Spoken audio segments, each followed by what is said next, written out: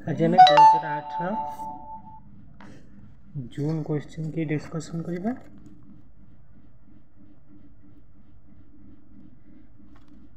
प्रथम क्वेश्चन अच्छी क्योंटी संयुक्त स्वर। ऑप्शन हसौ ए औ ओ।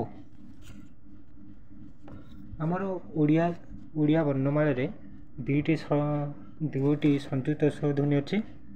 गोटे है ओई आ गोटे है ओ। ओई संयुक्त स्वर ध्वनि कहीं सेटा ए प्लस हसई ओ प्लस हसौ से आमर एटा ऑप्शन सी हम राइट आंसर। क्योंटे अल्प प्राण वर्ण। क्योंटी अल्प प्राण वर्ण घ छ झ ज। वर्गर प्रथम आउ तृतीय वर्ण हूँ अल्प प्राण, द्वितीय चतुर्थ हूँ महाप्राण, पंचमी हूँ नासिक व्यंजन ध्वनि। आमर अल्प प्राण हूँ वर्गेज।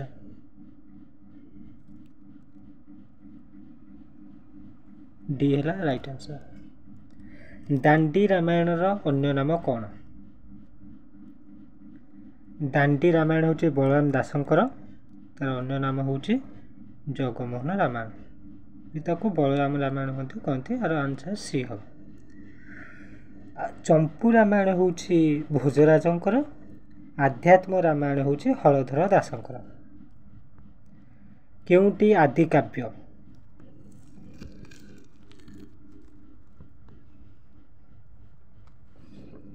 चंडीपुराण, विचित्र रामायण, महाभारत, भागवत।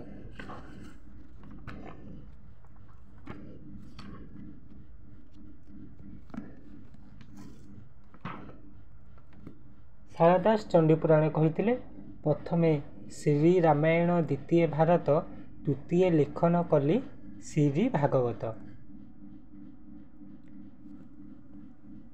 हेले एठी जो रामायण विचित्र रामायण देछि एटा होछि विश्वनाथ खुंटियाकर। तापर हमर एटा आंसर पर महाभारत।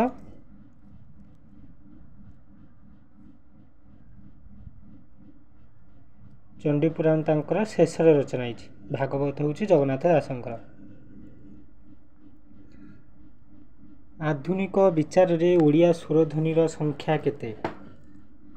आधुनिक विचार रे ओडिया स्वरध्वनिर संख्या केते? 6 7 11 9।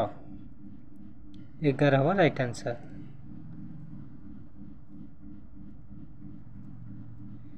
पावक शब्दर छंदी विच्छेद कर। पु जुत अक, पो जुत अक, पी अक, पु ओक। पावक हब पो जुत अक। निम्न प्रदत्त केउ शब्दटी विविध अर्थयुक्त? तेल, कर, मृग, मार्श। निम्न प्रदत्त केउ शब्दटी विविध अर्थ युक्त? कर। कर रे हमर किरण, हस्त, खंजना, संज्ञा विशेष बा आउ का आदेश देवा अर्थ में कर व्यवहार होता है। सर्व सुमन सुमना करिछि एकत्व उक्तिटी काହାର? भंज, दीनकृष्ण, अभिमन्यु, कवि सूर्य। सर्व सुमन सुमना करिछि एकत्व उपेन्द्र भंजकर। नवरसर प्रथम आविष्कर्ता किए? आमर अग्निपुराण रही। नवरसर प्रथम आविष्कर्ता किए? भट्टमुनि, विश्वनाथ कविराज, सोमदेव। नवरसर आविष्कर्ता हेले विश्वनाथ कविराज।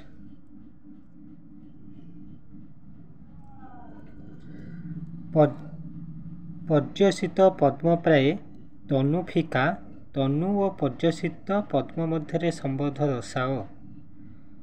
ପର୍ଯ୍ୟୁଷିତ ପଦ୍ମ ପ୍ରାୟ ତନୁ ଫିକା। ତନୁ ଓ ପର୍ଯ୍ୟୁଷିତ ପଦ୍ମ ମଧ୍ୟରେ ସମ୍ବନ୍ଧ ଦର୍ଶାଅ। ଅଭେଦ, ସାଦୃଶ୍ୟ, ଭେଦ, ପାର୍ଥକ୍ୟ।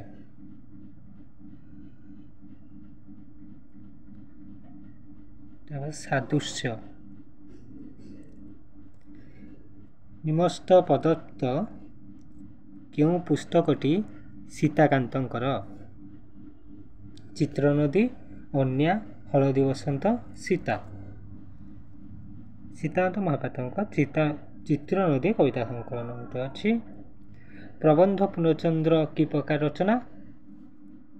ରମ୍ୟ ରଚନା, କାବ୍ୟ, ପ୍ରବନ୍ଧ, ସଂହିତା। ପ୍ରବନ୍ଧ ପୂର୍ଣ୍ଣଚନ୍ଦ୍ର ଯଦୁମଣି ମହାପାତ୍ରଙ୍କର ରମ୍ୟ ରଚନା।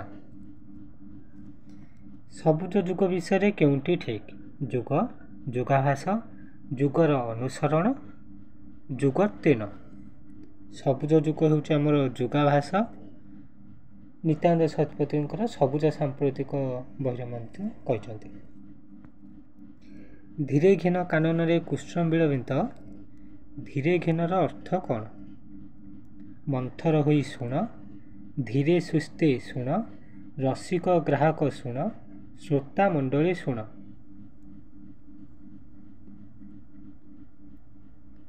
ଧୀରେ ଘେନ କାନନରେ କୃଷ୍ଣ ବିଳମ୍ବିତ।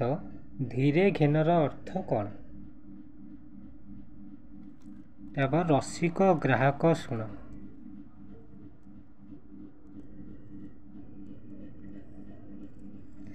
ବାରି ଶବ୍ଦର ପ୍ରତିଶବ୍ଦ ବାଛ। ବାରିଜ, ଅହି, ବର୍ଷା, ଜୀବନ।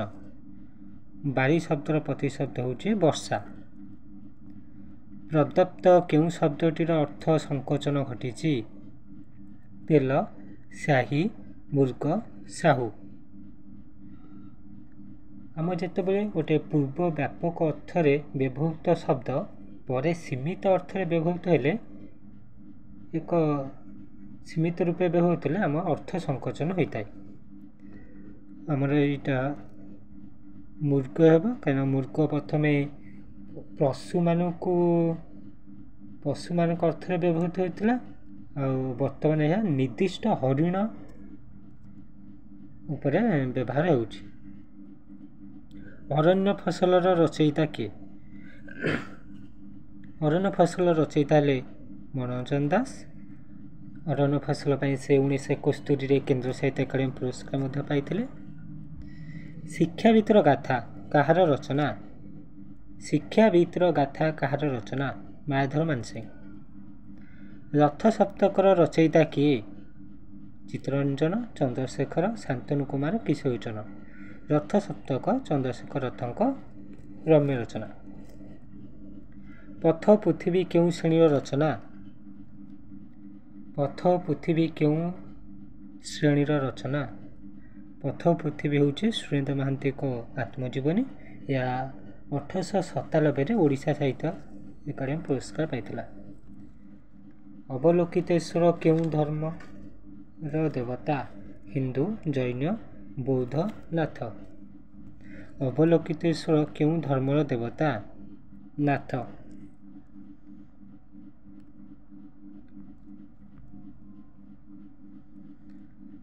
ଅମଡ଼ା ବାଟ ସମ୍ରାଟ ଅନ୍ୟମାନେ ପାଟ ଦେଇ ଆକାଶ ପାତାଳ। ଅମଡ଼ା ବାଟ କାହାର? ଚନ୍ଦ୍ରଶେଖର ରଥ ନା ବସନ୍ତ କୁମାରୀ ପଟ୍ଟନାୟକ ନା ମହାପାତ୍ର ନୀଳମଣି ସାହୁ ନା ବୀଣାପାଣି ମହାନ୍ତି? ଅମଡ଼ା ବାଟ ହେଉଛି ବସନ୍ତ କୁମାରୀ ପଟ୍ଟନାୟକଙ୍କର। ସମ୍ରାଟ ଓ ଅନ୍ୟମାନେ କାହାର? ଚନ୍ଦ୍ରଶେଖର ରଥ ନା ମହାପାତ୍ର ନୀଳମଣି ସାହୁ ନା ବୀଣାପାଣି ମହାନ୍ତି? ସମ୍ରାଟ ଓ ଅନ୍ୟମାନେ ହେଉଛି ଚନ୍ଦ୍ରଶେଖର ରଥଙ୍କର। ପାଟ ଦେଇ ହେଉଛି ବୀଣାପାଣି ମହାନ୍ତିଙ୍କର। ଆକାଶ ପାତାଳ ହେଉଛି ମହାପାତ୍ର ନୀଳମଣି ସାହୁ।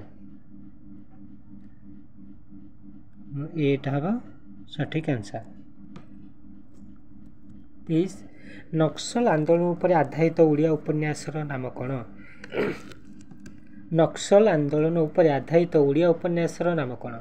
ଅମୃତର ସନ୍ତାନ, ରକ୍ତଝରା ଭୋର, ଶକୁନ୍ତଳା, ଜଳନ୍ତା ନିଆଁ। ନକ୍ସଲ ଆନ୍ଦୋଳନ ଉପରେ ଆଧାରିତ ଓଡ଼ିଆ ଉପନ୍ୟାସ। ଅମୃତ ସନ୍ତାନ ହେଉଛି ଗୋପୀନାଥ ମହାନ୍ତିଙ୍କର, ରକ୍ତଝରା ଭୋର ହେଉଛି ଲକ୍ଷ୍ମୀଧର ନାୟକଙ୍କର, ଶକୁନ୍ତଳା ହେଉଛି ଶାନ୍ତନୁ କୁମାର ଆଚାର୍ଯ୍ୟ, ଜଳନ୍ତା ନିଆଁ ହେଉଛି ନିତ୍ୟାନନ୍ଦ ମହାପାତ୍ର। ନକ୍ସଲ ଆନ୍ଦୋଳନ ଉପରେ ଆମର ନିତ୍ୟାନନ୍ଦ ମହାପାତ୍ର ଜଳନ୍ତା ନିଆଁ ଉପନ୍ୟାସରେ ବର୍ଣ୍ଣନା ହେଇଛି। ରୋମାଣ୍ଟିସିଜମ୍ ମିଥ୍ ପତଞ୍ଜଳି ଗାନ୍ଧୀ ମଣିଷ, ଶେଲି ଶ୍ରୀରାଧା ଶରତ କୁମାର ମହାନ୍ତି ମହାଭାଷ୍ୟ। ରୋମାଣ୍ଟିସିଜମ୍ ହେଲେ ଶେଲି, ମିଥ୍ ହେଲା ଶ୍ରୀରାଧା, ପତଞ୍ଜଳି ହେଲା ମହାଭାଷ୍ୟ, ଗାନ୍ଧୀ ମଣିଷ ହେଲା ଶରତ କୁମାର ମହାନ୍ତି। ସି ହବ ରାଇଟ୍ ଆନ୍ସର। ବସି ଜଗବନ୍ଧୁ ସବୁ ବାହକମାନେ ଭରସା ସୀତା, ରତିରଞ୍ଜନ, ମନୋରଞ୍ଜନ, ବିଜୟ ମିଶ୍ର, ଗୋପାଳ ଛୋଟରାୟ।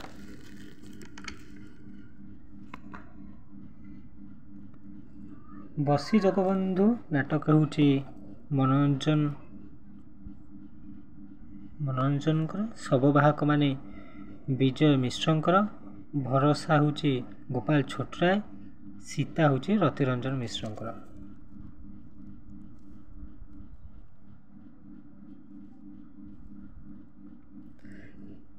କେଉଁ ସମାଲୋଚକଙ୍କ ପୁସ୍ତକ ନିକଟ ଅତୀତରେ ଶାରଳା ପୁରସ୍କାର ଲାଭ କରିଛି?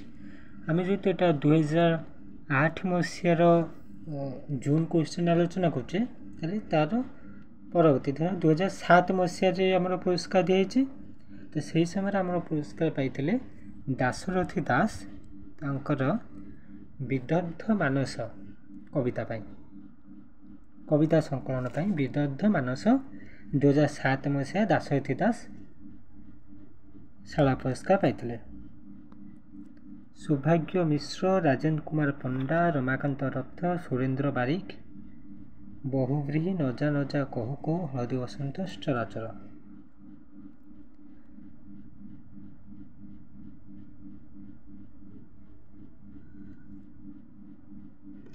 ସୌଭାଗ୍ୟ ମିଶ୍ରଙ୍କର ହେଲା ଚରାଚର, ରାଜେନ୍ଦ୍ର କିଶୋର ପଣ୍ଡାଙ୍କର ହେଲା ବହୁବ୍ରୀହି, ରମାକାନ୍ତ ରଥଙ୍କର ହେଲା ନଜା ନଜା କହୁ କହୁ, ସୁରେନ୍ଦ୍ର ବାରିକଙ୍କର ହେଲା ହଳଦୀ ବସନ୍ତ। ଏ ଯେଉଁ ସୁରେନ୍ଦ୍ର ବାରିକ ହଳଦୀ ବସନ୍ତ ଏଇଟା ସବୁ ବର୍ଷ ଆସୁଛି। ଆମ ଏଥର 2025ରେ ବି ଆସିଥିଲା, 2023ରେ ବି ଆସିଥିଲା।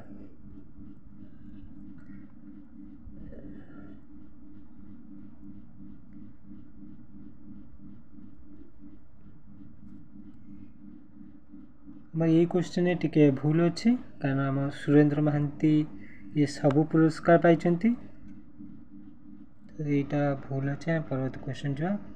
ଗୋପୀନାଥ ମହାନ୍ତିଙ୍କ ରଚିତ ବହିଟି ଚିହ୍ନେଇ ଦିଅ। ଗୋପୀନାଥ ମହାନ୍ତିଙ୍କ ରଚିତ ବହିଟି ଚିହ୍ନେଇ ଦିଅ। ମନ୍ତ୍ରୀଙ୍କ ସେୟାର ହେଲା ଶାନ୍ତନୁ କୁମାର ଆଚାର୍ଯ୍ୟଙ୍କର, ଆପମୂର୍ତ୍ତି ହେଲା ମହାପାତ୍ର ନୀଳମଣି ସାହୁଙ୍କର, ନବଜାତକ ହେଲା ଚନ୍ଦ୍ରଶେଖର ରଥଙ୍କର, ହରିଜନ ହେଲା ଗୋପୀନାଥ ମହାନ୍ତିଙ୍କର। ନିମ୍ନ ପଦ୍ୟାଂଶର ଶୂନ୍ୟ ସ୍ଥାନ ପୂରଣ କର। ତୁମେ ମୋର ଛପା ବହି ଯେତେବେଳେ ଛୁଅଁ ଛୁଅଁ ଡ୍ୟାସ୍, ସ୍ୱପ୍ନର ଛାତି, କଳ୍ପନାର ମଧୁରାତି, ନୂଆ ମଣିଷର ଛାତି, ମନୋହର ଗୀତି। এই ପଦ୍ୟାଂଶଟି ଆମର ସଚ୍ଚିଦାନନ୍ଦ ରାଉତରାୟଙ୍କ ରାଜଜେମା କବିତାରୁ ଆସିଛି। ଏହାର କବିତା ହେଲା ତୁମେ ମୋର ଛପା ବହି ଯେତେବେଳେ ଛୁଅଁ ଛୁଅଁ, ଛୁଅଁ ନୂଆ ମଣିଷର ଛାତି, ଏଇ ପୃଥିବୀର ସବୁ ମଣିଷ ଜାତି, ତାର ପ୍ରତିଟି ଖବର ରୂପ ପାଏ କବିତାରେ ମୋର। ଏଇଟା ନୂଆ ମଣିଷର ଛାତି, ସଚ୍ଚିଦାନନ୍ଦ ରାଉତରାୟଙ୍କ ରାଜଜେମା କବିତାରୁ ଆସିଛି। ଅସ୍ତିତ୍ୱବାଦ ମର୍ମକଥା, ସପ୍ତମ ଋତୁ, ମୃତ୍ୟୁ ଲୋକରେ ଋତୁ ସପ୍ତମ, ସବୁଜ ସାମ୍ପ୍ରତିକ। ଅସ୍ତିତ୍ୱର ମର୍ମକଥା ହେଲା ଶରତ କୁମାର ମହାନ୍ତିଙ୍କର, ସପ୍ତମ ଋତୁ ହେଲା ରମାକାନ୍ତ ରଥଙ୍କର, ମୃତ୍ୟୁ ଲୋକରେ ଋତୁ ସପ୍ତମ, ମୃତ୍ୟୁ ଲୋକରେ ମୃତ୍ୟୁ ସପ୍ତମ ହେଲା ଦାଶରଥୀ ଦାସଙ୍କର, ସବୁଜ ସାମ୍ପ୍ରତିକ ହେଲା ନିତ୍ୟାନନ୍ଦ ଶତପଥୀଙ୍କର। ଏଟା ବି ହେବ ରାଇଟ୍ ଆନ୍ସର୍। ମାଟିବାଣୀ ପୁସ୍ତକର ରଚୟିତାଙ୍କ ନାମ କୁହ। ମାଟିବାଣୀ ହେଉଛି ମାୟାଧର ମାନସିଂହଙ୍କର କବିତା ସଂକଳନ। କବିମାନଙ୍କୁ ସମୟକ୍ରମେ ସଜାଇ ଲେଖ। ଶାରଳା ଦାସ, ପୀତାମ୍ବର ଦାସ, ଜଗନ୍ନାଥ ଦାସ, ସଦାନନ୍ଦ ବ୍ରହ୍ମ। ଶାରଳା ଦାସ ହେଲେ ଆମର ପ୍ରଥମେ ଶାରଳା ଯୁଗର କବି, ଶାରଳା ଯୁଗର କବି। ପୀତାମ୍ବର ଦାସ ହେଲେ ପଞ୍ଚସଖାର ପରବର୍ତ୍ତୀ ସମୟରେ, ପଞ୍ଚସଖା ଆଉ ରୀତିଯୁଗ ଆରମ୍ଭର ସମୟ ଭିତରେ। ଜଗନ୍ନାଥ ଦାସ ହେଲେ ପଞ୍ଚସଖା ଯୁଗର, ସଦାନନ୍ଦ ବ୍ରହ୍ମ ହେଲେ ରୀତିଯୁଗର ଶେଷ ପର୍ଯ୍ୟାୟ ପ୍ରାୟ କବି।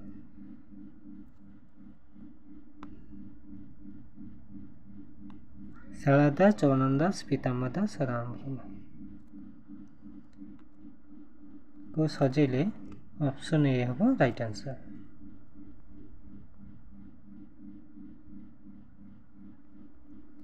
ଆଲେଖିକା କେଉଁ ଶ୍ରେଣୀର କାବ୍ୟ?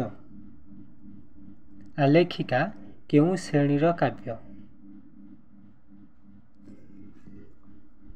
ଆଲେଖିକା ହେଉଛି ଗୋଦାବରୀଶ ମିଶ୍ରଙ୍କର ଏକ ଗାଥା କବିତା। ଆଉ ଇଏ ହେଉଛି ପ୍ରଥମ ଗାଥା କବିତା। ଏଥିରେ 10ଟି କବିତା ଅଛି। କେଉଁ ଆଙ୍ଗିକଟି ସମ୍ପୂର୍ଣ୍ଣ ଓଡ଼ିଆ ଆଙ୍ଗିକ? ସନେଟ୍, ଏଲିଜି, ଚଉପଦୀ, ବାଲାଡ। ସନେଟ୍, ଏଲିଜି ଆଉ ବାଲାଡ ହେଲା ପାଶ୍ଚାତ୍ୟ ଦର୍ଶନରେ ପାଶ୍ଚାତ୍ୟର ଆଙ୍ଗିକ। ଚଉପଦୀଟା ହେଲା ଆମର ଓଡ଼ିଆ ଆଙ୍ଗିକ। ଚଉତିଶା ଏଥିରେ କବିତାରେ କେତୋଟି ପଦ ରହିଛି? 34ଟି। କେଶବ କୋଇଲି କବିତାର ରଚନାଟି କ'ଣ? କେଶବ କୋଇଲି ହେଉଛି ଭଟ୍ଟଚରଣ ଦାସଙ୍କର। ଏହା ଚଉତିଶା ରୀତିରେ ରଚନା ହୋଇଛି। ନୀଳାଦ୍ରି ବିଜୟ ଉପନ୍ୟାସ କେଉଁ ଉପନ୍ୟାସର ଦ୍ୱିତୀୟ ଭାଗର ବିଷୟ? ସପ୍ତାଦୀର ସୂର୍ଯ୍ୟ, କୁଳବୃଦ୍ଧ, ଅଧଦିଗନ୍ତ, ନୀଳଶୈଳ। ଏ ସମସ୍ତ ଉପନ୍ୟାସ ହେଉଛି ସୁରେନ୍ଦ୍ର ମହାନ୍ତିଙ୍କର। ସୁରେନ୍ଦ୍ର ମହାନ୍ତିଙ୍କର ନୀଳଶୈଳ ଉପନ୍ୟାସର ଦ୍ୱିତୀୟ ଭାଗ ହେଉଛି ନୀଳାଦ୍ରି ବିଜୟ। ମଧ୍ୟଯୁଗୀୟ କବିତାର ଆଙ୍ଗିକଟି ଚିହ୍ନି ଦିଅ। ପୋଇ, କବିତା, ସନେଟ୍, ସମ୍ବନ୍ଧ ଗୀତିକା। ମଧ୍ୟଯୁଗୀୟ କବିତାରେ ପୋଇ। ପୁରାଣ ରଚନା କି ପ୍ରକାର ଶୈଳୀରେ ରଚିତ? ପୁରାଣ ରଚନା କି ପ୍ରକାର ଶୈଳୀରେ ରଚିତ? ବର୍ଣ୍ଣନାଧର୍ମୀ, ଆଖ୍ୟାନଧର୍ମୀ, ସମ୍ବାଦ ଶୈଳୀ, ବଚନିକା। ପୁରାଣ ରଚନା ହେଉଛି ଆଖ୍ୟାନଧର୍ମୀ ଭାଗ।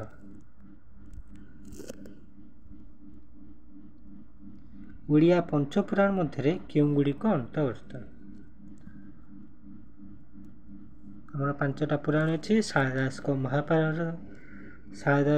ମହାଭାରତ, ବଳରାମ ଦାସଙ୍କ ଦାଣ୍ଡି ରାମାୟଣ ବା ଜଗମୋହନ ରାମାୟଣ, ଜଗନ୍ନାଥ ଦାସଙ୍କ ଭାଗବତ, ଅଚ୍ୟୁତାନନ୍ଦ ଦାସଙ୍କ ହରିବଂଶ, ପୀତାମ୍ବର ଦାସଙ୍କ ନୃସିଂହ ପୁରାଣ। ଓଡ଼ିଆ ପଞ୍ଚପୁରାଣ ମଧ୍ୟରେ କେଉଁଗୁଡ଼ିକ ଅନ୍ତର୍ଗତ? ଆମେ ଆକୁ ସଜେଇବା। ମହାଭାରତ, ଭାଗବତ, ଦାଣ୍ଡି ରାମାୟଣ, ହରିବଂଶ, ନୃସିଂହ ପୁରାଣ। Option B.